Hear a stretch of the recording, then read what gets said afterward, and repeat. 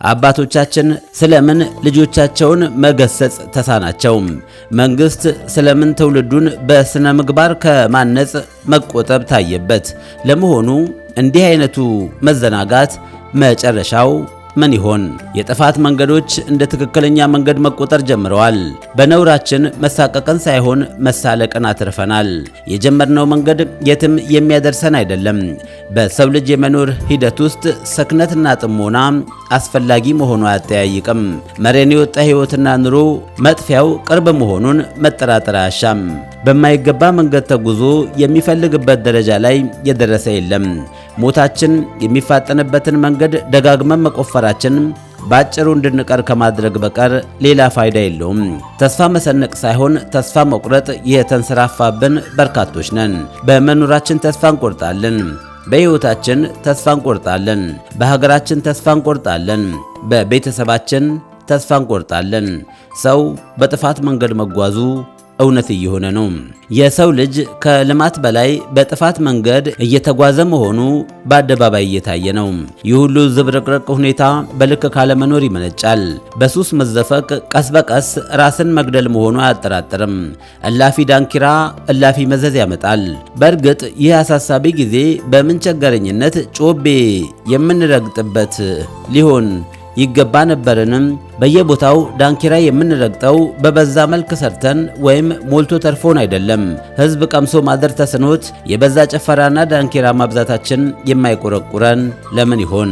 የበዛ ህሊና ቢስነት ስለምን ሊጠናወተን ቻለም?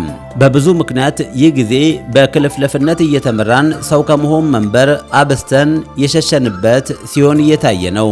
ሰው ስለሆነ የምንሆናቸው፣ ሰው ስላደረገ የምናደርጋቸው፣ ሰው ስለከፋ የምንከፋባቸው ጉዳዮቻችን በርክተዋል።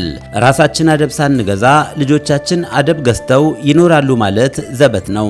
እኛ ስርዓት ሳይኖረን ልጆቻችን በስርዓት ይኖራሉ በሚል ማሰባችን የሚያስኬድ አይሆንም።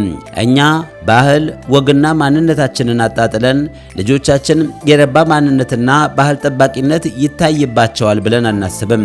ልጆቻችን መማር ባለባቸው ልክ ተምረው ለሀገርና ለወገን ቤዛ ይሆናሉ የሚለው ሐሳብ ከንግግር ብቻ ያለፈ አይደለም። ታሪክን ማወቅ አስፈላጊ ነው። ታሪክ የሌለው ሕዝብ የለም። ታሪክን እያነበነቡ ብቻ ግን ልጆችን ማስተማርና በተገቢው መንገድ ማነጽ አይቻልም። ሁልጊዜም ቢሆን ራስን በተግባር መፈተሽ ያስፈልጋል። ራሳችንን ያልተገባ ጉዳይ ቁራኛ አድርገን ለልጆቻችን ረብ ያለው ነገር እናወርሳለን ማለት ዘበት ይመስላል። በዚህ አይነቱ ማዕቀፍ ውስጥ ከዳር ዳር ስንላጋ ዓለም በራሱ የኑሮ ፍልስፍና እየተመራ ጥሎን ስለመንጎዱ ስንቶቻችን ልብ ብለን ይሆን? ያለ ስራ ተቀምጦ መዋልን እንደ መልካም ነገር እንቆጥራለን። በየቀኑ መጠጣትንና መስከርን እንደ መዝናናት እንቆጥራለን። ዋልጌነታችን ገደብ አልባ ነው። ለሆድ ማደርን እንደ ትክክለኛ የኑሮ ምርጫ አድርገን እንወስዳለን። ህሊና ቢስነት ተጠናውቶናል። አፈንጋጭነት መገለጫችን ሆኗል። ከችግርና ከችጋር ተላቀን አናውቅም። በድህነት አፈላማ ተመተናል። የማይታወቁና ያልነበሩ መቅሰፍቶች ተንሰራፍተውብናል። ተቅበዝባዥነት ከሚባለው በላይ ተጠናውቶናል። ከሰክነት በላይ ቅዠት ውስጥ እንዳክራለን። እንደ ማህበረሰብ የጎደለብን እጅግ በርካታ ነው። እንደ ህዝብ መቅኖቢስ ሕይወት እንድንመራ የተፈረደብን ይመስላል። በምንድንበት ሳይሆን በምንጠፋበት ጎዳና መረማመዳችን ተያይዞ ለማለቅ ካልሆነ በስተቀር ሌላ ጠቀሜታ ሊኖረው አይችልም። የምንድንበትን መንገድ ትተን በምንጠፋበት ጎዳና መረማመዳችን ተያይዞ ለማለቅ ካልሆነ በስተቀር ሌላ ጠቀሜታ ያለው አይመስልም። አርቆ ሐሳቢነታችንን የተቀማንበት ይህ ጊዜ አብዛኛው ነገራችንን ባጭር ሲያስቀረው ይታያል። ከፍ ያለ ማህበራዊ ቀውስ ውስጥ እንገኛለን። የኛ የምንለው ነገር እየጠፋ የሌሎች የምንለው ነገር እየነገሰብን ይገኛል። በርካቶቻችን በኑሮና በህይወታችን ተስፋ ቆርጠናል። የበዛ ተስፋ መቁረጥ የትም ሊያደርስ እንደማይችል መታወቅ ነበረበት። ዳግም ነፍስ ዘርተን ወደ ቀደመ ሰዋዊነታችን እንመለስ ዘንድ ዛሬም በጋራ መምከርና መመካከር ይገባናል። ከመቅበዝበዝ በላይም ስክነት ከኛ ጋር ሊሆን ያስፈልጋል። በእንቅርት ላይ ጆሮ ደግፍ እንደሚባለው ጊዜው እንኳን በወንብድና ዳክረን በስርዓትም ቢሆን መኖር የማንችልበት ጊዜ ላይ ደርሰናል። ምክር ጠል ሆነን ከላይታች ስንዳክር ዛሬ ላይ ማጣፊያው አጥሮብናል። እንደ ስልጣኔ ቆጥረን የምንፈጽማቸው ነገሮች ጥፋታቸው ከፍ ሲል ይታያል። መልካም ከሆነው ነገር መማርና መለወጥ አልቻልንም። ሰርቶ መለወጥን እንደ ክስረት የምንቆጥር በመሆኑ ባለንበት ስንረግጥ ይታያል። በገዛ ሀገራችን ሰርቶ ለመለወጥ ጥረት አናደርግም። አደናቅፎ የሚጥለን ሰበብና ምክንያት እጅግ ብዙ ነው። እንደ ግለሰብ ሞራላችን ላሽቋል። እንደ ማህበረሰብ የጋራ አንድነትና መተባበር የለንም። እንደ ሀገር በትንትኑ የወጣ ማንነት ባለቤት ሆነናል። በክብር መኖር ስንችል በውርደት አለንጋ እንገረፋለን። በማንነታችን መኩራት ሲገባን ማፈር መገለጫችን ሲሆን ይታያል። ብርቱ ከሆኑ ሰዎች ከመማር ይልቅ ብርቱ የሆኑ ሰዎችን እያደኑ ማጥፋት ሊያሳፍረን አልቻለም። ከውድቀታችን መማር ሳይሆን በውድቀታችን ላይ ውድቀት መደረብ መገለጫችን ሆኗል። የከፋውን ነገር አስወግደን በጎ ነገር ማስፋፋትና ማሳደግ ባለመቻላችን ለመለወጥ አልቻልንም። ለመሆኑ እንዲህ አይነቱ ያልተገባ ጉዞ የት ያደርሰን ይሆን የሚለው ጥያቄ ምላሽ ያለው አይመስልም። ባለንበት ጊዜ አንዱ ላንዱ ቁብ የለውም። እንገለጥበት የነበረ ኢትዮጵያዊ ህብረት ዛሬ ባለበት አለ ለማለት ይቸግራል። በጋራ እናብዳለን፣ በጋራ እናልቃለን። በጋራ ግን አንድነታችንን ለማስጠበቅ ስንጥርና ስንሰራ አይታይም። ጥብቅ የነበረው የአኗኗር ስርዓታችን እንደዋዛ ተንቆ ገሸሽ ተደርጓል።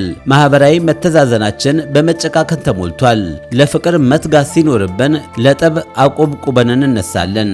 ሰዋዊ ጉርብትናችን በነበረ ቀርቷል። ጎን ለጎን እየኖሩ ሰላም መባባል ነውር ሆኗል። ያንዱን ልጅ ሌላው ወዳጅ አይቀጣም። ሁሉም በሩን እየዘጋ የራሱን ትካዜ ያላምጣል። ቡና ተጠራርቶ መጠጣጣት እንደ ነውር ይቆጠራል። ግለኝነት ተንሰራፍቶብናል። ስስት የግል ወዳጃችን ሆኗል።